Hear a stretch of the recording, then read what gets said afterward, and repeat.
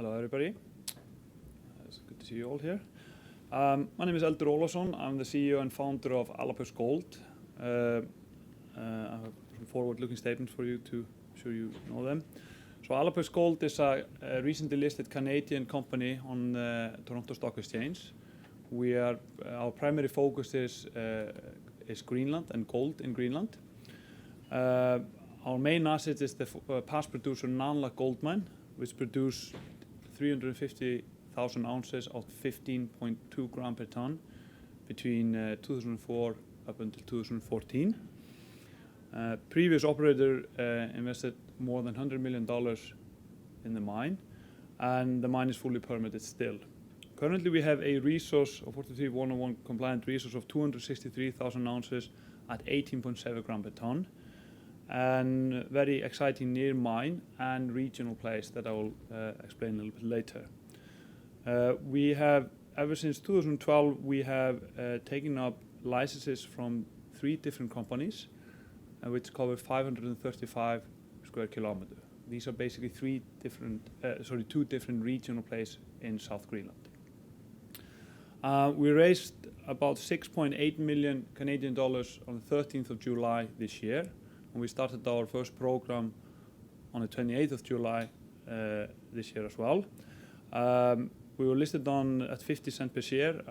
Our share structure is quite good.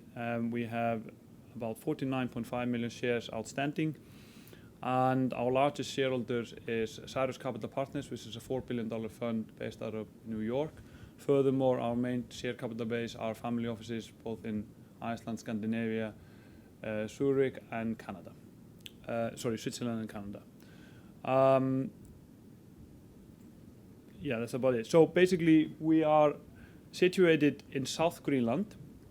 Why is that important? Well, South Greenland is more southerly than Iceland, and I can tell you that from experience. I live in Iceland, so it's warmer. It's good to operate. There are long seasons there. There are direct flights between Iceland and our location in South Greenland, and our 3 licenses or 3 regional licenses are all within South Greenland.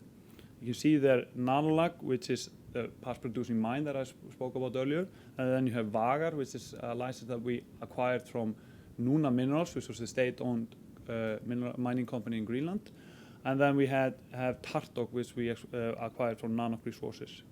These are all licenses that have known gold potential, meaning they're 100% exposed, they're gold coming to the surface, and we think that it has a very good potential of being something potentially very large gold potential.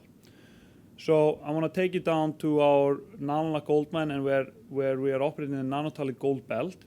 So here you have the international airport in Narsarsuaq, and the 3 towns in South Greenland, Narsaq. Earlier today you heard a pitch from Greenland Energy and Minerals. They are actually quite close to Narsaq.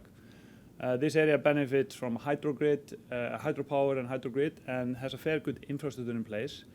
We operate everything from Iceland, meaning that we got listed on the 13th of July and we started our work 4 weeks later, and we came under budget on our work.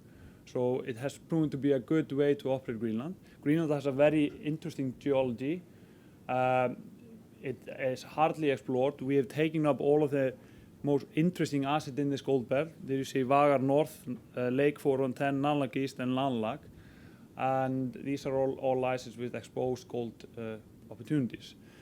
What we call Nalunaq East and Lake 410, that's where a narrow vein gold vein is coming up on surface, and Nalunaq is the only mine that has been mined in this region. This is over more than 20 kilometer distance, all high grade. Then you have Vagar, which you just acquired from Nuna Minerals. This is a gabbro-diorite play, very early stage exploration. They only got about 2,000 kilometers drilled, but one of the intersections was 10 meters through a quartz vein of 80 gram per ton.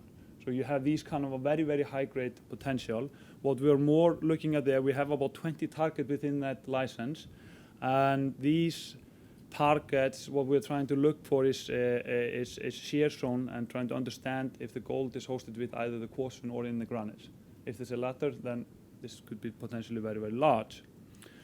So back to Nalunaq. This is a close view on Nalunaq. Here you can see the infrastructure that is in place. We have a harbor there. We have a road up to the mine. In the mine, you have an underground processing plant and mine workings of more than 11 kilometers with workshop and everything else.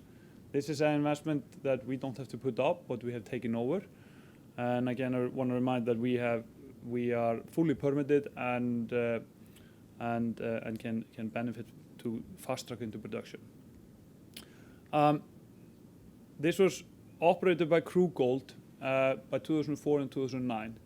And just to give you a good estimate of what that means, what they were doing, what we have done is that I've taken the investment cost in the BFS, I need to refer to the BFS cost and sustained CAPEX, and I've taken their cash cost of $530 per ounce over the period of time, and then I've taken the production, which was 352,000 ounces at 15.2 grams per ton. And you can see that if you apply a gold price of $1,250 per ounce, you have a very, very healthy NPV of $89.3 million pre-tax. What I want to emphasize here is that we don't have to put up this investment. This investment is already in place. So what you can see from this picture there, that they discover the main vein outcropping on the surface there, that the red dots there, it's coming out on surface, and they literally channel sample that. It's a little bit different what you find in different regions of the world that have got more mining, but this is what you can find in Greenland. They then stepped in and drilled, as you can see. 1 out of every 5 drill holes got them any grade. There is a high nugget effect to this gold deposit, but also that's why it's so interesting, because it's such a high grade deposit. Then they did development on top of that, and on the development they actually got more resources out of what they believed. You can see that the drilling stops on the one side of the mountain. So what we have been focusing on is to the south to understand if the mineralization continues. And in my next slide, you will see what we have done. To begin with, when we took all this asset in 2015, the darker blue area there is the current resource. That is a resource that we built up, was done by SRK, of 263,000 ounces at 18.7 grams per ton. We wanted to understand if this vein continues, and we want to understand what is happening in the mine there. And what we saw is that there is a fault coming all the way through the mine there, where you see the drill holes are stopping. We went on the other side of the mountain, which is 1 kilometer away, and we extrapolated where the vein would potentially come out on surface, and we found the vein on the other side, giving us grade up to 32.8 grams per ton, 21.4 grams per ton, etc., etc. This gave us the comfort that the vein goes all the way through the mountain, and this has an exploration potential of 1.2 million ounces of this high-grade material. We also are interested in this year, we did further mountaineering work and drilling, and this drilling was mainly to understand where the structure is. Again, drilling in these kind of deposits, we want to find where the quartz vein is and where the structure is.